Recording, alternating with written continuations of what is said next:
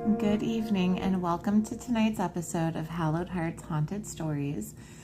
Get comfy with me while we get ready to get spooky. Grab your drink, grab your comfy blanket or robe, whatever you need, and get settled in as we begin our story. This week's story is called Buried Beneath the Deep End. Buried Beneath the Deep End.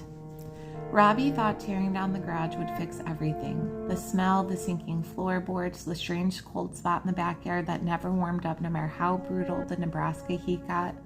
Mostly though, he thought the pool would save them. Not in some life-changing movie moment, but in the small, real-life way couples save themselves when things start feeling heavy. Vince had been working non-stop. Robbie's anxiety had been chewing through him like rats in the walls. They needed something exciting, something theirs. So they decided to tear down the garage themselves and install an in-ground pool. It would save money, Vince said. It would be romantic and a project they could build together. At first it actually was. Sweaty evenings with music playing through an old speaker, cheap beer balanced on broken cinder blocks while they flirted and laughed over dirt and sawdust.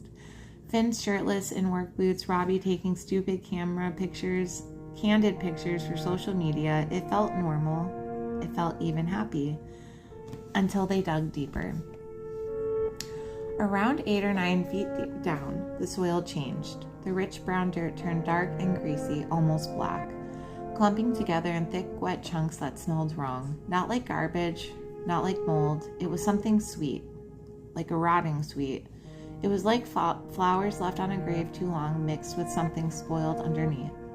Robbie kept covering his nose with his shirt while Vince joked about hitting an old septic tank. But the smell kept getting worse the deeper they went, thick enough to taste on the back of their tongues. Then Vince's shovel hit something soft. It wasn't a root, it wasn't a rock, it was too soft to be those things. The sound alone made Robbie's stomach turn, a wet, dense sound like slicing through soaked meat.